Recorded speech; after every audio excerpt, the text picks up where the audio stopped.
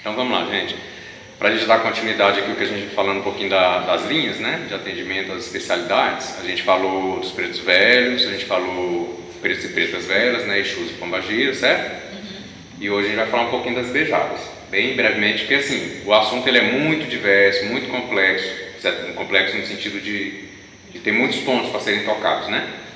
E também tem a profundidade, que a gente não vai dar tanta profundidade nesse momento, é só para vocês sintonizarem na mesma ideia, né, de como cada linha de atendimento atua, né, como cada linha de atendimento, qual o papel primordial, não é que ela está limitada naquela forma de atender, mas a gente tem que ter um direcionamento, né. Até lembrando, pegando um gancho aqui, conversando com a André sobre a questão assim das cores, né, das vibratórias dos orixás, das roupas que eles utilizam, né, parece que você viu, né, André, uma pombagira utilizando um azul bem Iemanjá, eu acho que ele era um pouco escuro. Estava na praia, né? Estava na praia mesmo. Aí, ou seja, uma pombagira da praia usando azul, aí ninguém sabe se é uma pombagira, se é Iemanjá, né? Tá andando ali na areia.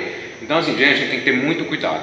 Todo padrão que existe em qualquer área do mundo, né, de especialidade, de profissão, tudo que existe um padrão que é padronizado, é para dar uma organização, é para a gente não perder a referência.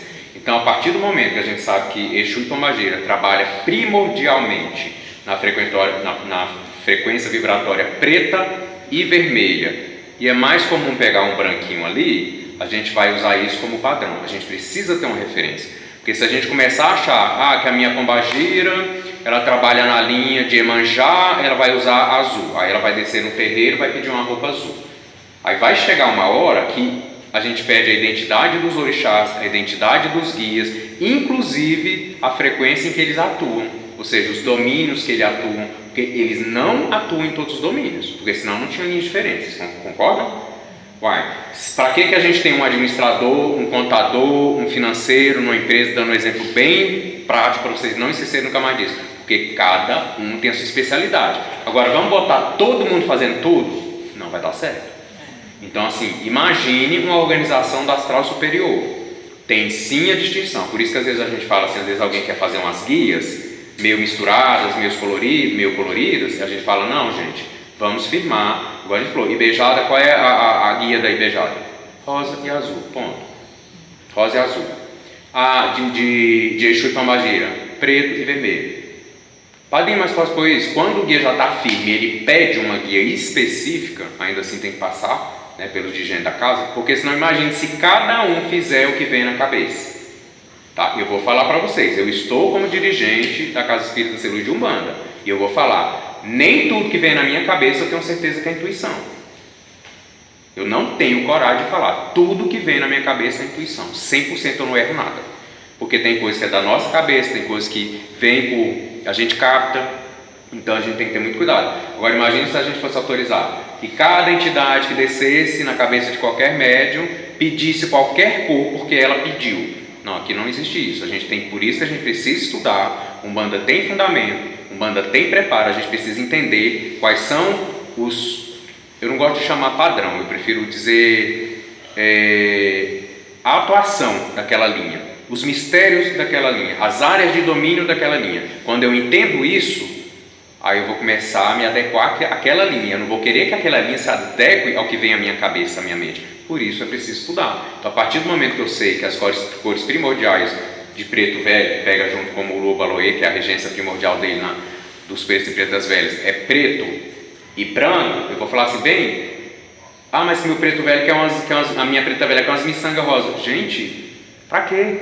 Pra quê, sabe? Não precisa. Ela não está ligada a isso. Não, faz a guia preta e branca direitinho, sabe como é dos pretos velhos. Isso não vai impedir nenhuma entidade de trabalhar. Então, assim, muita coisa fica por conta da fantasia, da mistificação, e não é por maldade, né? É porque mas a gente tem que entender que quando é padronizado, igual as guias de 9 linhas aqui, né, que a gente fala, de usar na abertura, porque imagina se cada médium fizer a guia do jeito que quiser. A gente já passou por casos que era assim, tinha médium que ficava corcunda na corrente, porque tinha um troço assim de guia, uma mais horripilante do que a outra, falando bem claramente, né? Porque assim, guias totalmente misturadas, você olha, você não identifica. Quem conhece a Umbanda sabe que essa aqui é uma guia de Ogum, mas tem guias feitas por aí fora que ninguém sabe de qual é a vibratória que a entidade trabalha, nem de que entidade é aquilo ali, porque o fio de conta ele é para identificar a linha de trabalho, mas para alguns médios isso não se aplica, e a pessoa olha com a guia e fala assim, meu Deus, aquilo ali é o quê? Né? Então assim, a gente tem que ter muito cuidado com isso. Existe um padrão, não é à toa, isso traz o fundamento e a gente precisa entender. Quando a gente entende o fundamento, a gente se desliga um pouquinho desses preciosismos, sabe?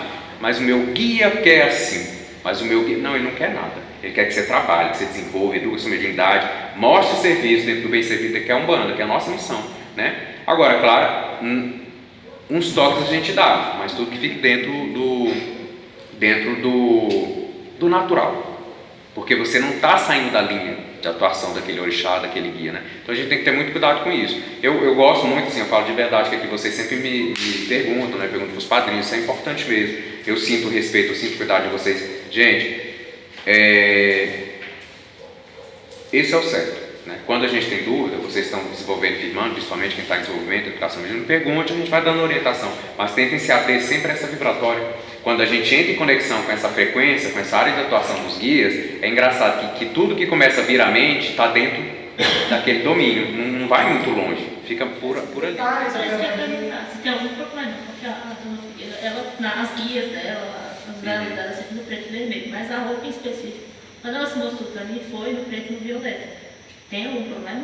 Não, se tivesse sentado usando ela, não. Tá tudo certo. Mas você entende o que a gente vê? Que não saiu do domínio de atuação, porque tem Exu que ele trabalha, o Sr. João Caveira às vezes ele pega esse roxo bem escuro, bem fechado, mas você está entendendo que não tem nenhuma discrepância, né? Não está aquele negócio assim, fora do contexto. Então não tem problema, até porque aqui no Ser Luz, um pouco da nossa missão é desmistificar muita coisa. Então assim, a gente tem que ter o equilíbrio de discernimento para não abrir demais e não fechar demais, porque os extremos eles são ruins. Né? Mas a gente ficar ali perto do centro. Qualquer coisinha que saia um pouquinho do centro, está tudo bem dentro da nossa humanidade. Agora, foi demais para um extremo do excesso ou da falta, da ausência, né? Então, assim, minha pombagira quer usar amarelo. Não. Mas ela tem uns detalhes amarelos, porque ela tem uma pegada cigana e tal. Vamos analisar? Se o médium já for firme, obviamente o guia desce com toda a firmeza e já traz a mensagem, né? Quando está afirmando, não, porque senão, se cada um, gente, o que vem na cabeça, essa história, que a primeira coisa vem na cabeça é a intuição, isso é um ledo engano, sabe? É a pior coisa que inventaram, falar que a primeira coisa que vem na mente é a intuição, porque geralmente a primeira coisa que vem à mente não é intuição, é influência, pelo nível de evolução que a gente está. E tem aquelas coisas que acontecem dentro da frequência vibratória, né? O violeta, ele traz também esse poder de transmutação, e os guias de esquerda trabalham muito essa energia. Então, o negro, o vermelho, né? E o violeta traz essa nuance aí, né? Quem que... Foi eu. A dona Figueira já se mostrou para mim, ela usou vermelho com um detalhezinho dourado. Eu nunca fiz a saia dela, eu uso a saia preta com vermelho. Tranquilo, não é? Solange, é isso que eu sinto também. Olha, o Sr. João Caveira, quando ele se mostrou para mim, ele se mostrou todo de preto algumas vezes, e algumas vezes eu vi ele com aquela capa e o capuz, um roxo bem escuro. Alguém já me viu usando capa escura? Não é. Às vezes é a forma como eles estão se mostrando, e pior, às vezes é uma forma que a gente está vendo, mas nem é o real. É igual a rosa vermelha. A rosa vermelha que apareceu quando eu vi, um monte de rosas paradas. Você já imaginou se eu compro um vestido todas parafotadas de rosa? Exatamente. Então, assim, tem muita simbologia, né? Mas quando a gente está entendendo o fundamento e o preparo da Umbanda, a gente não vai ir muito longe, a gente vai ficar rodando ali, e isso é bom, isso é saudável. Então, vamos trazer agora para as ibejadas, né? Falando das ibejadas. Bem, vamos falar só, pincelar basicamente, a gente vai começar a trazer com mais força, né, a vibratória das ibejadas, agora nesse momento desse novo ciclo do Ser Luz.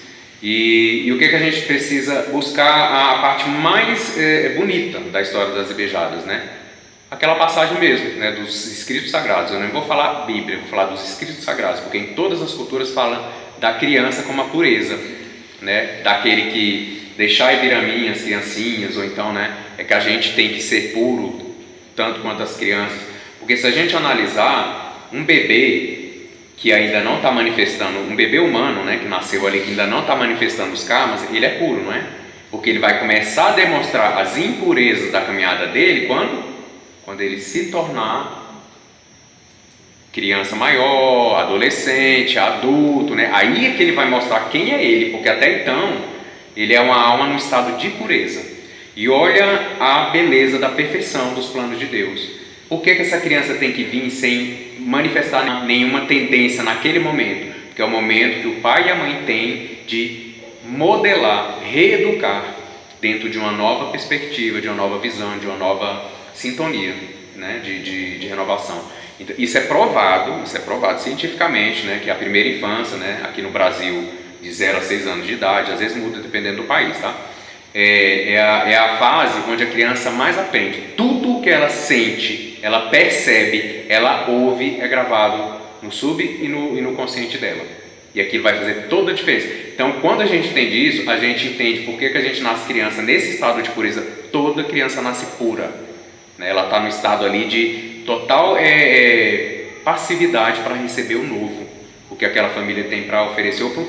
Quando eu falo família, é quem está criando, né? Não é só pai e mãe biológico, não. São os responsáveis pela educação. E aí a gente vai num outro ponto. Quando nós nascemos como crianças espirituais, nós estávamos nesse estado de pureza também, né? E isso é muito bonito, porque é aí que a gente tem que buscar a força das crianças, porque a força da pureza é a primeira força que toda alma nasce já com ela inerente, que é a força da pureza. E eu costumo dizer, o que aconteceu? Nós somos puros hoje? Não. Somos, em essência. A nossa essência continua pura, porque o que Deus criou é imaculado. Mas a gente cria uma bolha ilusória ao entorno da que a gente chama de personalidade, que essa personalidade que não é o nosso eu verdadeiro, ele é todo desarmonioso. Se vocês pararem para analisar, quem criou o espírito foi Deus. O espírito é perfeito. Então, na nossa essência espiritual, nós somos perfeitos. Mas quando nós criamos as nossas personalidades, por a gente ter se conspurcado na caminhada, a gente não consegue criar uma pessoa que não é tão pura mais em personalidade, ela não consegue criar uma personalidade pura. Então a gente começa a refletir as desarmonias. Isso faz parte da evolução, não tem nada errado. Não tem nada errado, isso não tem nada de pecado nisso. Tem aprendizado, experiência. Mas o que a gente precisa entender? Que na essência nós continuamos sendo puro. O que a gente precisa lembrar dessa verdade e retornar ao nosso estado de pureza conscientemente. Então é aquela história, não basta ser puro, porque além de puro, o estado de pureza, o Ludomaré quer que agora nós sejamos perfeitos. Ninguém nasce perfeito, a gente nasce puro e ignorante no sentido mais puro que essa palavra carrega, de eu ignoro ainda os saberes, eu ignoro as verdades, e por isso eu preciso mergulhar na carne para resgatar a minha pureza de forma consciente, não porque Deus assim me criou, mas porque eu entendi e eu sei o que é ser puro, né? Então a gente começa a pensar nisso e a gente precisa buscar isso aí. Só que a criança, na pureza dela, trazendo agora as ibejadas, é dito, e eu acredito piamente, que depois de Oxalá vem as ibejadas, em força de trabalho. Exatamente porque, por causa do estado de pureza delas, elas conseguem se conectar com o princípio da criação, né? Com a gênese, elas são a própria gênese da humanidade, né? As crianças, como os nossos bebês, são da humanidade. Então, assim, o que a gente precisa entender? A força deles está nessa pureza. Então, eles conseguem ver a gente, tudo que destoa da nossa pureza, as ibejadas conseguem enxergar. E eles são muito sinceros. Não quer dizer que eles vão falar nada, nem fazer nada para constranger o consulente, nem para magoar, nem para fazer o consulente nunca mais querer voltar. Eles sabem trabalhar. Eles são espíritos de luz. Alguns dizem que algumas ibejadas são espíritos desencarnados. Outros dizem que são encantados, né? Para nós aqui no Celuz são realmente espíritos desencarnados. Eles não são crianças. Assim como um oriental se veste de preto, de preta velha para trabalhar como um preto velho, esses espíritos se vestem de crianças para trabalhar como crianças. São espíritos de alta evolução, assim como os guias de Umbanda são. Os guias que são guias, tá? Só trazendo, por que eu estou falando dos guias que são guias? Por exemplo, tem uma preta velha que trabalha comigo, eu não vou dar, depois eu falo com vocês coisas mais profundas dela, né? Que ela se identificou, ela está começando a trabalhar na linha de Umbanda. Olha que interessante. A gente diz, mas isso acontece? Vai, claro que acontece. Os espíritos, em algum momento, eles vão ser iniciados na Aruanda para assumir uma posição de trabalho dentro de uma linha. Agora, é só chegar chegando? Ou eles têm que ter muito estudo e preparo? Então, ela foi aceita pela egrégora do Celuz para começar a frequentar a nossa casa, aprender junto com a gente. Entende que ela ainda não é uma guia de Umbanda? Ela está se preparando, porque ela veio de uma outra religião. É um espírito que tem um karma, né, dentro da Umbanda, que precisa auxiliar do lado astral e que ainda não está preparado para assumir uma linha de Umbanda. Então, a gente chama de preta velha por carinho. Aí a gente entraria mais ou menos naquela questão assim, Exus tronados, Exus pagãos, sabe? Mais ou menos é como se ela fosse uma preta velha em preparo, né? Então você pode ver, ela não desce, mas ela tem todos os trejeitos de uma preta velha, mas ela está começando a se afinizar com a linha. É uma forma é uma identificação dela com a Umbanda, é uma identidade dela com a casa. Assim como nós nos identificamos com o Celuz e viemos aqui aprender. Só que ela está do lado de lá e ela vem atuar mais próximo a isso. Como ela trabalhava numa casa e ela se travestia de preta velha, mas a casa tinha muita doutrina errada e eles faziam mal, aí ela pediu autorização. Então ela veio com a identidade dela, mas agora para entender o que é Umbanda, né? Porque ela trabalhava numa casa que fazia coisas erradas mesmo, né? E aí ela teve o despertar e pediu autorização, e a egrégora autorizou e permitiu que ela me acompanhasse. Então ela me intui, desmanche, ela faz muito desmanche, né, de magia, porque ela trabalhava muito com isso. Então ela sabe, né, mas ela ainda não atua como uma preta velha de linha de Umbanda, porque de Umbanda tem que ser guia. Aqui no Celuz, para trabalhar tem que ser guia, né, para incorporar no médico, para firmar na coroa, tem que ser guia, né, para realmente falar que assim, é a minha preta velha, é o meu preto velho, né? Tem que ser guia.